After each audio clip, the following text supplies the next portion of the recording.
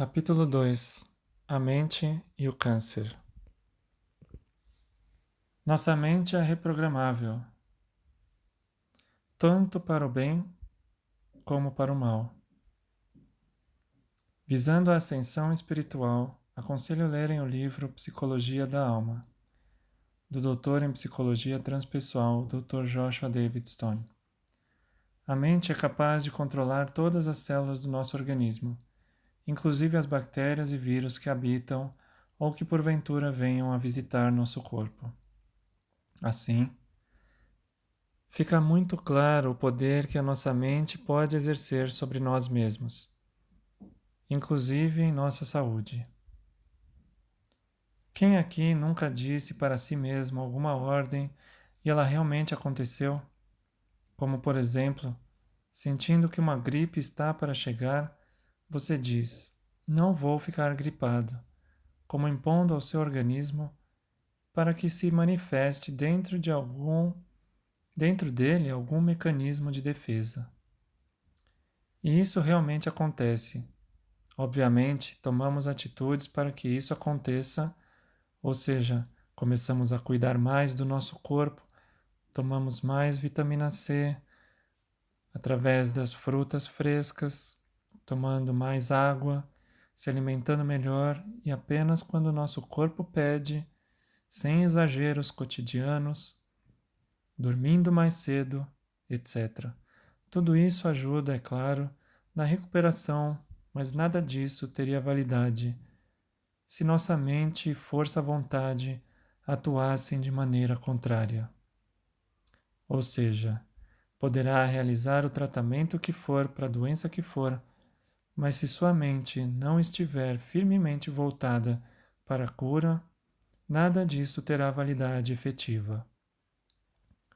Só para ter uma ideia, mais de 30% do efeito dos medicamentos tem efeito psicológico, mostrando novamente o poder de nossa mente. Além disso, quem nunca foi doente para o médico e só de sentar-se à mesa do consultório já se sentiu um pouco melhor, ou até mesmo momentaneamente e subitamente curado? Esse também seria um efeito inconsciente do recado que a sua mente começa a enviar para o seu corpo, avisando que ele está no caminho ou procurando a cura. Todavia, isso não significa que, se ingeríssemos algo tido como placebo, já seria o suficiente para regredir tumores cancerosos.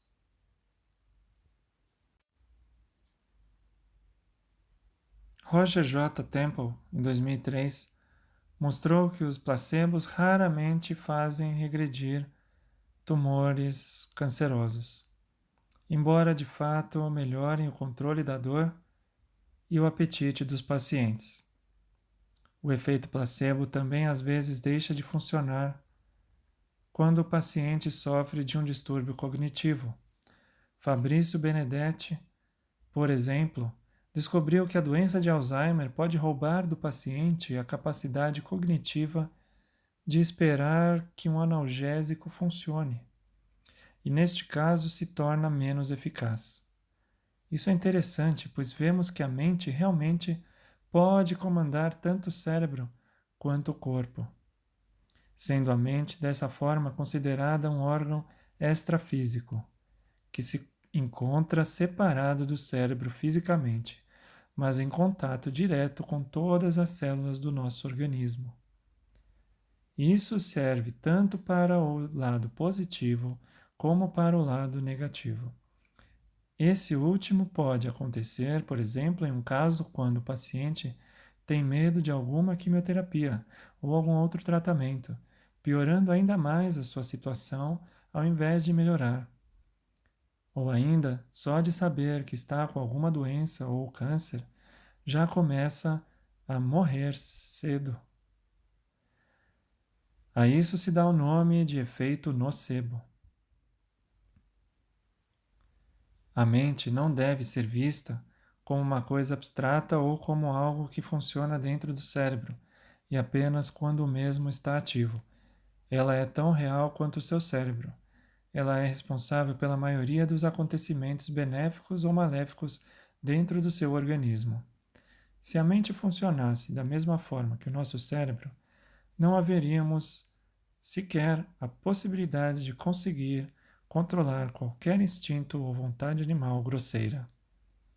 E isso já foi suficientemente provado pela neurociência atual, através dos grupos dos pesquisadores Dr. Mario Burgard e Jeffrey Schwartz, em 2010.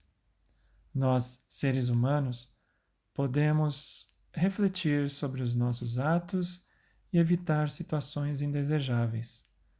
Podemos imaginar coisas boas para acontecer coisas boas ou o inverso. O cérebro, per se, não possui essa capacidade de atrair algo imaterial para nós. Já o nosso pensamento, proveniente de nossa mente, pode sim atrair qualquer coisa para nós, incluindo saúde, paz, amor, tranquilidade, prosperidade, etc.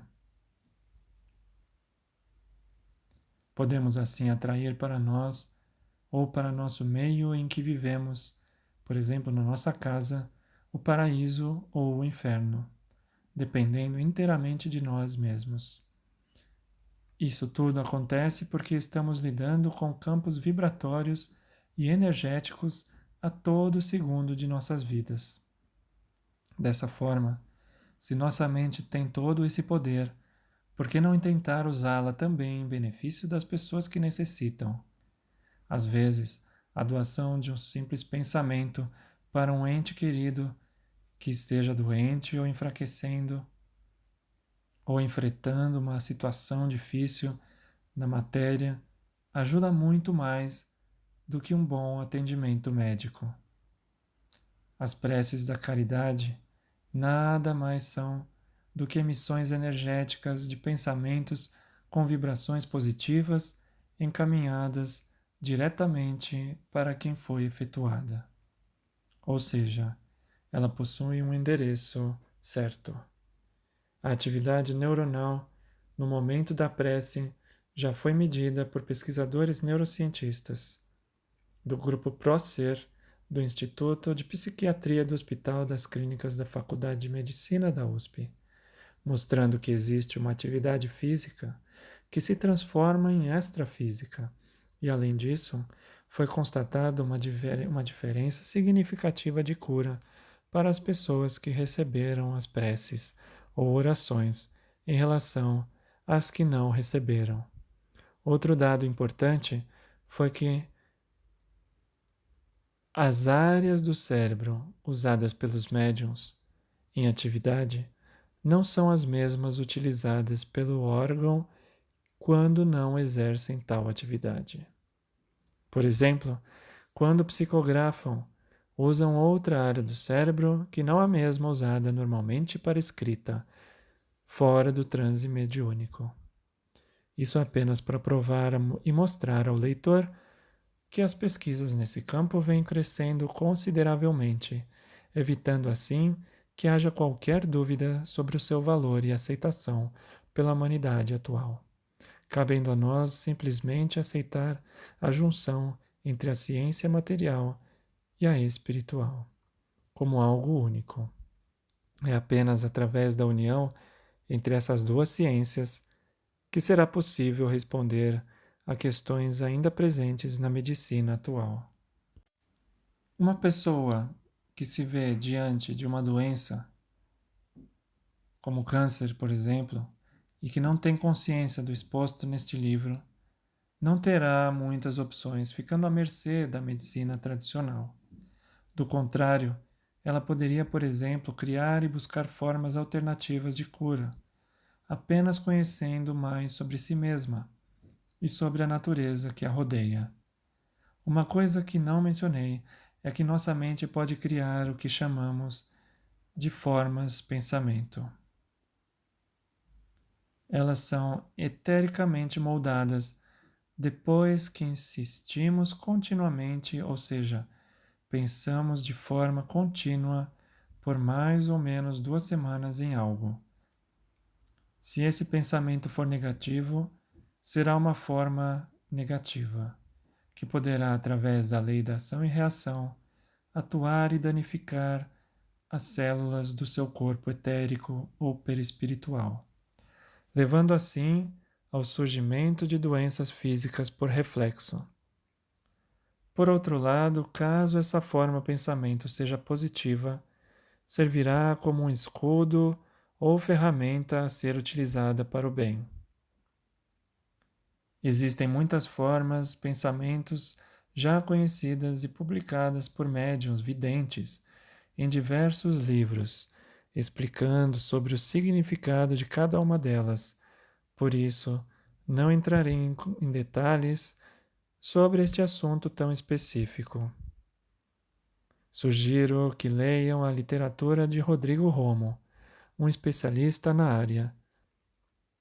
O problema de uma forma pensamento negativa, e isso deve ser bem esclarecido, é que uma vez criada, ela passa a ter vida própria, ficando impregnada no corpo etérico ou perispírito de quem a criou, como se fosse um parasita a sugar suas energias e fluidos vitais.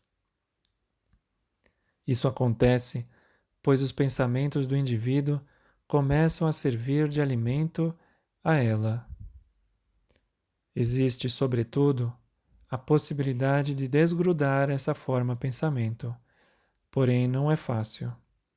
Necessitará da vontade própria ou força-vontade do indivíduo, deixando de alimentar seus pensamentos e, por conseguinte, sua forma pensamento.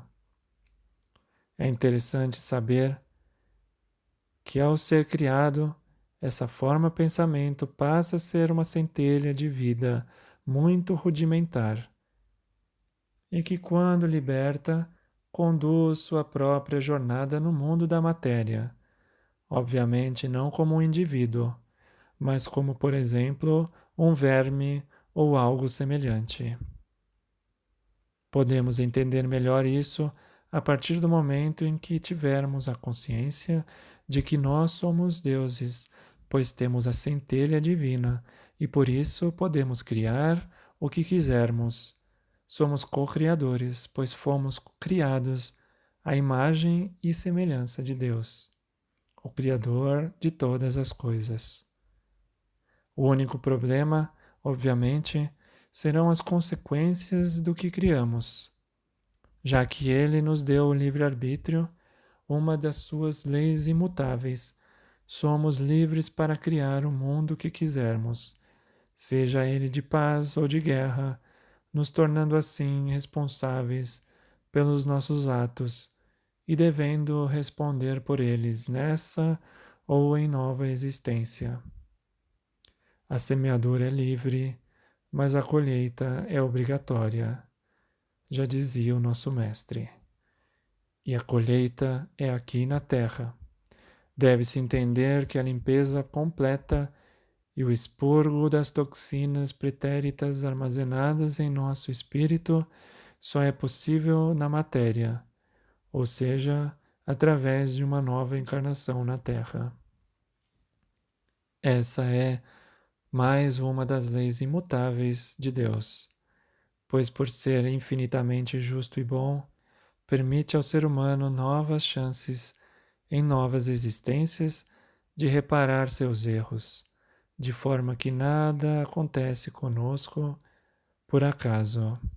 As leis de ação e reação e reencarnação estão intimamente ligadas, de modo que o ser humano, criatura perfectível, possa um dia chegar até Deus, a perfeição absoluta. Continuando nossas análises, me sinto na obrigação de alertá-los também sobre os perigos a que nos expomos quando aceitamos realizar algum procedimento cirúrgico, seja ele para a retirada de um tumor maligno ou até mesmo benigno ou de glândulas ou órgãos que aumentaram seu tamanho em virtude de alguma resposta importante, que foi negligenciada pela medicina tradicional, sendo este último ponto um dos mais importantes e corriqueiros dentro da área médica, pois ela somente enxerga o efeito e não a causa, concluindo sempre que a retirada de um órgão é sempre a melhor escolha. Muitos casos não precisam de cirurgia e acabam prejudicando o paciente para o resto de sua vida, que necessitará usar suplementos para suprir a falta de uma glândula importante. Quando temos uma glândula que aumenta de tamanho, significa que ela exerceu uma resposta a algum desbalanço hormonal que ocorreu no organismo. Assim, o mais sensato é rever o quadro do paciente e tentar identificar o que causou aquele aumento da glândula. Encontrando onde está a causa do problema, poderá facilmente usar de meios terapêuticos naturais para que a glândula volte ao seu tamanho normal. Uma coisa tão simples que a medicina tradicional não enxergou. Vou dar um exemplo. Quando as células se deparam com uma situação desarmônica no organismo, seja um desequilíbrio hormonal ou até mesmo a falta de enzimas em determinado processo digestivo, outras partes do organismo tentam reverter o quadro através de um processo compensatório. Esse processo resulta no aumento não só do tamanho de determinado órgão ou glândula, mas também de sua produção de determinado hormônio ou enzima. Cabe à medicina achar a causa desse aumento e tentar normalizar naturalmente o quadro, sem usar a cirurgia e retirada do órgão de forma precipitada, como sendo o único meio para diminuir a produção hormonal ou síntese de enzimas ou proteínas do infeliz órgão ou tecido que estava simplesmente respondendo a uma desarmonia interna. Para entender melhor como funciona tudo isso, simplesmente pelo fato de nos alimentarmos de forma inadequada, com excesso de alimentos cozidos, com enzimas mortas, portanto sem enzimas, por exemplo, nossas glândulas como pâncreas, glândulas salivares, estômago, vesícula biliar, etc., aumentam naturalmente de tamanho, pois compensam a falta de enzimas que ingerimos, tendo assim que produzir por elas próprias mais enzimas digestivas. Isso faz com que o corpo concentre mais energia e mais nutrientes para esses órgãos trabalharem, sendo que o resto do corpo fica mais debilitado, gerando uma desarmonia interna crônica, pois toda vez que o indivíduo se alimenta, esse mesmo processo ocorre. Dessa forma, ficamos doentes mais rapidamente, pois aceleramos o processo de envelhecimento de nossas células, gerando mais espécies reativas de oxigênio. Isso gera um desbalanço entre radicais livres e antioxidantes no corpo, levando ao que chamamos de envelhecimento precoce. Deveríamos sim ingerir mais alimentos nutritivos e não destrutivos, sendo que os nutritivos devem ser naturalmente ricos em antioxidantes naturais. Em resumo, bastaria o médico dizer: se alimente melhor com maior quantidade de alimentos crus, sem agrotóxicos, adição de sal, açúcar, alimentos processados, industrializados, sem energia vital, com conservantes, aromatizantes ou edulcorantes, adição de glúten em excesso, além de massas brancas em geral, pizzas, etc., sem carnes cozidas ou fritas, que dessa forma, com certeza, suas glândulas e órgãos voltariam ao normal. Simples assim. No caso de um tumor maligno, ou até mesmo benigno, uma cirurgia também pode resultar em sequelas graves. Pode ocorrer, assim, um repovoamento das células que sobraram no mesmo local onde estava o tumor primário, e assim uma reincidência do tumor, ou até mesmo uma metástase, espalhando as células cancerígenas para outras partes do corpo, através dos vasos sanguíneos, que foram abertos durante o procedimento cirúrgico. Além disso, quando é feito tal procedimento, é natural que as células que se encontravam em um estado latente ou de dormência, chamada de fase G0, do ciclo celular, acordem desse estado e entrem novamente no ciclo celular, de fato, voltando a se proliferar rapidamente e garantindo assim um repovoamento dessas células em curto espaço de tempo. Mesmo assim, existe a opção de se fazer uma radioterapia ou quimioterapia, que nunca será uma vantagem, pois além de matar as células normais, principalmente as de proliferação rápida, levando a inúmeros efeitos colaterais, poderá ocasionar a formação de novas mutações no DNA de outras células e assim novas formações tumorais malignas no corpo que antes nem existiam. Lembrem-se do que disse anteriormente, de que as células, em resposta às agressões externas, se tornam mais resistentes para poderem sobreviver e, nesse caso, terão de sobreviver à ação da quimioterapia. Portanto, nunca uma quimio ou radioterapia será vantajosa quando se deseja obter saúde humana integral.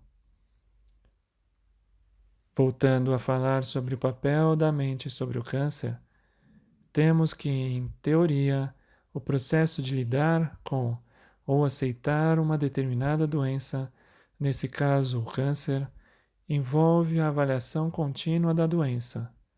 Isso inclui a demanda da doença, o significado da doença e a resposta à doença. Importantes para o processo de aceitação estão os estilos de aceitação e enfrentamento, e as estratégias para aceitar e ou enfrentar.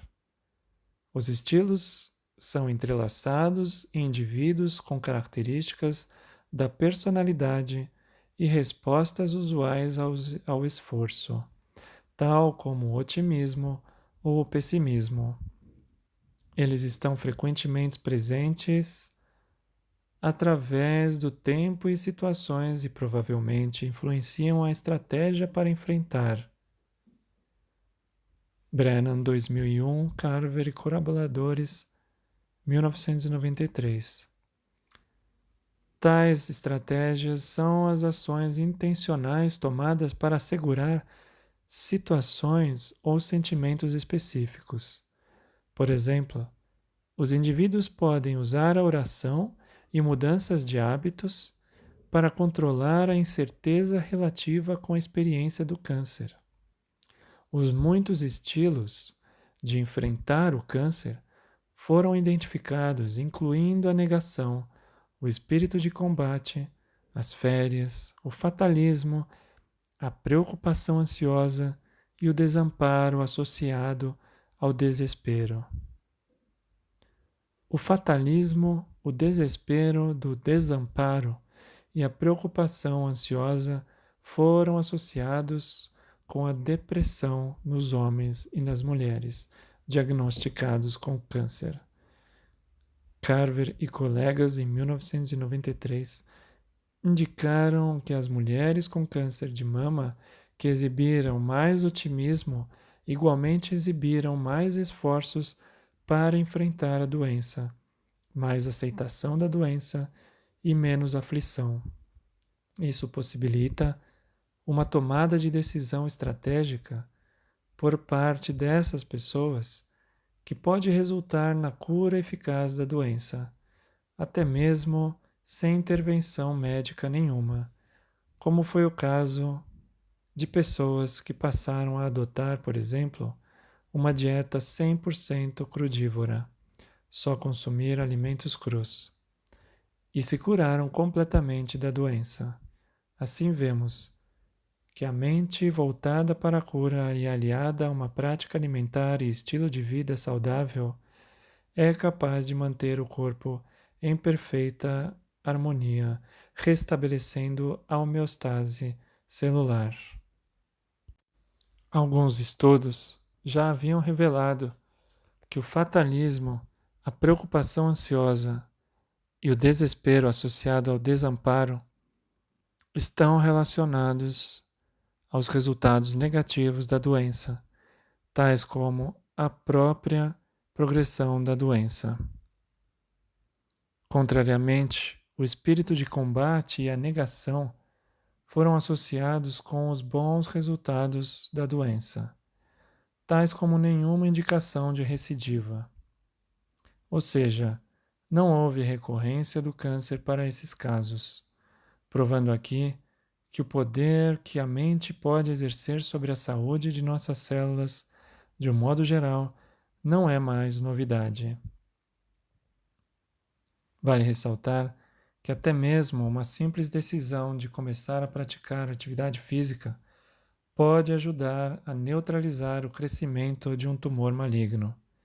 Pesquisas feitas por um grupo bem conhecido na Universidade de São Paulo já mostraram que a caquexia, síndrome caracterizada pela perda de peso, atrofia muscular, fadiga, fraqueza e perda de apetite, associada ao câncer, é diminuída em pacientes que começam a praticar esportes ou alguma outra atividade física. Costa Rosa, 2004. Em conjunto, podemos dizer que se a mente de uma pessoa com tal doença trabalha para um caminho de mudança interior, juntamente com uma mudança dos seus hábitos alimentares, e ainda começa a praticar atividades físicas, evitará momentos depressivos em sua vida, que servirão naturalmente para evitar o crescimento do tumor.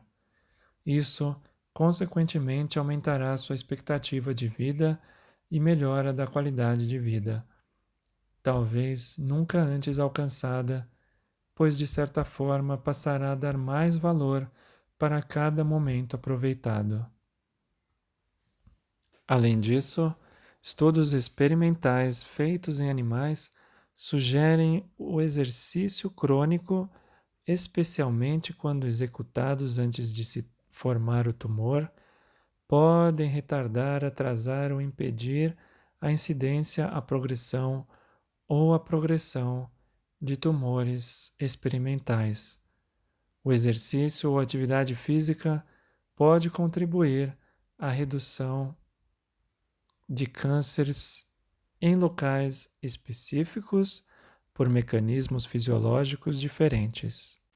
Alguns mecanismos incluem uma menor exposição ao hormônio estrogênico ou a outros hormônios, gordura do corpo reduzida, mobilidade realçada do intestino, defesas antioxidantes melhoradas e estimulação das defesas imunes antitumorais. Infelizmente, a maioria dos estudos animais não esclareceu mecanismos biológicos plausíveis a respeito de como o exercício pode influenciar no câncer. Todavia, sabemos que quando uma pessoa faz algum tipo de exercício que não seja exagerado, é claro, se sente muito bem psicologicamente, principalmente em função dos neurotransmissores e hormônios que são liberados durante e após a prática de determinado exercício físico. Interessantemente, um exercício físico ao ar livre, em um parque, por exemplo, tem muito mais vantagens do que se feito em academias fechadas. Assim, conseguimos influenciar mentalmente no desligamento ou neutralização das entidades ou espíritos negativos e dos fluidos energético-magnéticos densos recolhidos ao longo do dia ou atraídos, ajudando, assim, na limpeza espiritual, etérica e da mente, além também de ajudar na manutenção da sensação de bem-estar do indivíduo. Por isso, tem crescido o número de adeptos à utilização de academias ao ar livre. Respirar ao ar livre, ar puro, vislumbrar as paisagens naturais, o sol, tudo isso influencia positivamente na saúde mental e física do indivíduo, refletindo na desagregação de tumores malignos. Além disso, o contato social fraterno e a prática da caridade para com os necessitados se faz também indispensável para tais indivíduos, uma vez que evita a lembrança da doença. E tal esquecimento é fundamental para a cura natural da doença, mantendo a mente do indivíduo ocupada com atividades edificantes, livre de egoísmo e reclamações. A cura ocorre naturalmente, pois estamos falando aqui não só da cura material, mas também espiritual do ser, uma vez que sem a caridade não há salvação. Mais adiante, encontramos na literatura que as estratégias de aceitar e enfrentar o câncer podem ser categorizadas frequentemente como problemas focalizados, emoções focalizadas e significados focalizados. A estratégia de problemas focalizados ajuda os indivíduos que se seguram em situações fatigantes a tentar alterar a situação. A estratégia das emoções focalizadas é empregada para indivíduos regularem suas respostas emocionais, enquanto que a estratégia do significado focalizado ajuda os indivíduos a compreenderem o valor que o evento fatigante, que nesse caso é o câncer, pode ter em sua vida. E é aí que eu queria chegar para mencionar uma frase muito importante. Tudo tem um significado em nossas vidas, ou seja, como já disse, nada é por acaso. Não cai uma folha de uma árvore sem que não haja o consentimento de Deus. Se tivermos fé nisso, as coisas fluem melhor em nossas vidas. Do contrário, nos revoltamos, pois acabamos por nos colocar sempre como vítimas de determinada situação. Nesse caso, do surgimento de uma doença ou do câncer, quando na verdade nós mesmos somos os culpados ou responsáveis por tudo o que acontece em nossas vidas. As estratégias comuns reveladas nestes estudos incluíram o pensamento positivo, o trabalho, a aceitação da condição do câncer e procurar informação e conhecimento. De acordo com Brennan, 2001, lidar conduz ao ajuste, o valor limite de mover-se de um estado para outro. Spencer, Carver e Price, em 1998, explicaram que o ajuste normal ou bem-sucedido ocorre enquanto os indivíduos com câncer minimizam rompimentos de suas funções e responsabilidades existentes, controlam a aflição emocional e continuam as atividades significativas em suas vidas. As definições históricas do ajuste foram criticadas como sendo inadequadas e vagas do contexto social, de elementos espirituais e de uma maneira de avaliar o ajuste saudável. Umas definições mais recentes reconhecem que o ajuste abrange uns processos mais largos que possam conduzir ao desenvolvimento ou ao crescimento pessoal e espiritual. Uma revisão que examinou o diagnóstico do câncer e respostas ao tratamento, revelou que, além da aflição, muitos indivíduos expressaram experiências positivas, tais como relacionamentos interpessoais realçados, espiritualidade e apreciação, que podem ser atribuídos do crescimento pós-traumático. O crescimento e o ajuste não podem ser limitados às expressões e às experiências positivas. Por exemplo, as percepções da vulnerabilidade e do significado positivo foram encontradas para coexistir e eram comuns entre sobreviventes do câncer diversos anos após o diagnóstico. Bauer e colaboradores, em 2005. Pesquisas prévias indicaram que adultos mais velhos ajustam-se melhor ao câncer do que suas contrapartes mais novas, porque tiveram mais experiências de vida e poucos confinamentos do tempo. Atualmente, a terapêutica de higiene mental, como recurso equilibrante da saúde perfeita, já está sendo bastante divulgada por inúmeras obras de psicologia. E, além disso, continuam a serem realizados diversos conclaves de psiquiatria destinados a investigar justamente a relação existente entre os efeitos mórbidos de certas doenças e os recalques ou efervescências mentais do indivíduo. Gostaria de discutir aqui alguns trechos da obra intitulada Mediunidade da Cura, psicografada por Exílio Mais, ditada pelo espírito Ramatiz. Enquanto a cólera, a irascibilidade, a violência mental ou emotiva produzem o campo fluídico mórbido para nutrir e alastrar as afecções cutâneas ou eczemáticas, a maledicência, a calúnia ou a magia mental, verbal ou física, geram toxinas responsáveis pela vida do ultravírus que produz a moléstia kármica do prejuízo ao próximo, conhecida como o câncer. Vale ressaltar que, do mesmo modo, a indiferença, a egolatria ou o egoísmo põem em movimento os fluidos perniciosos que depois adubam o terreno orgânico do homem e predispõem para as enfermidades contagiosas, tal como a tuberculose. Isso acontece porque no organismo do homem já existem, desde o seu nascimento físico, os micróbios, vírus ou ultravírus capazes de produzirem todas as espécies de doenças humanas.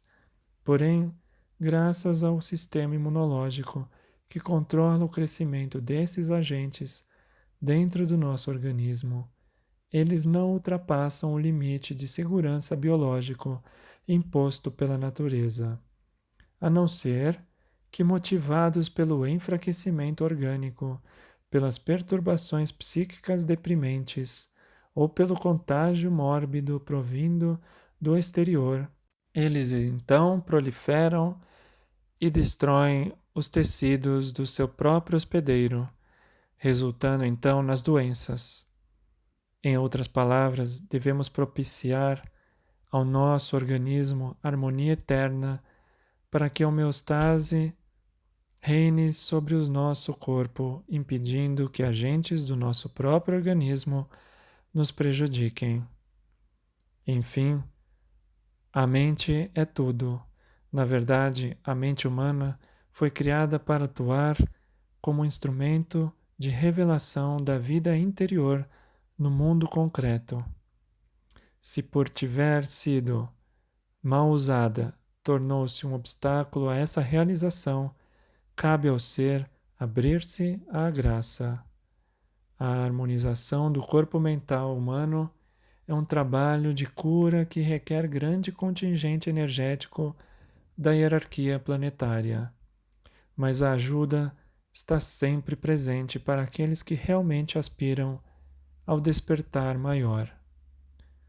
Como não é foco deste livro discorrer sobre todas as forças que atuam sobre nós e para nós, sugiro que leiam mais sobre as obras de Trigueirinho e comecem a entender mais sobre o trabalho construtivo das grandes energias cósmicas, como as entidades solares, mônadas e devas. Reconhecemos que a ciência e a medicina terrestre já conseguiram eliminar várias doenças e também imunizar o homem contra contágios e recidivas de doenças perigosas. Porém, a revitalização do microambiente em que o vírus ou bactérias habitualmente se instalam e se proliferam poderá ocorrer caso o enfermo continue a cultivar em sua mente os fluidos tóxicos gerados por pensamentos negativos e maléficos que dão origem à doença. Ramatiz. Interessantemente, apesar do esforço da medicina atual no sentido de reduzir as doenças que atacam a humanidade, as tabelas patológicas anotam o aparecimento de novas moléstias. A velha doença, já vencida, tempo depois logra a sua desforra e surge sobre aspectos novos, às vezes de maior virulência e de curso etiológico diferente, devido a minar outros órgãos do corpo, obrigando então o médico a empreender novos esforços e pesquisas exaustivas em busca de identificar a nova causa mórbida. Aliás, de acordo com o conceito da terapêutica moderna de que o vírus só se estabelece onde encontra terreno enfermiço, fica provado que o micróbio é um agente consequente, pois a sua proliferação só ocorre depois do surgimento da doença. Afinal de contas, os vírus são micro-organismos que também lutam pelo seu direito à vida e de procriarem no seu mundo, cumprindo, aliás, as próprias leis do Criador. Por conseguinte, a doença em geral é apenas uma condição adequada que possibilita a tais germes proliferarem além dos limites normais que o organismo suporta, pois eles existem no corpo em quantidades inofensivas, assim como já dito. Dessa forma, podemos concluir que as enfermidades iniciam, pois, o seu curso mórbido na mente, por emoções violentas, subvertidas, salvo quando são oriundas de acidentes ou de deficiências fisiológicas ou anatômicas congênitas, as quais seguem o curso dos karmas a que devemos passar aqui na Terra em função dos erros cometidos em vidas passadas.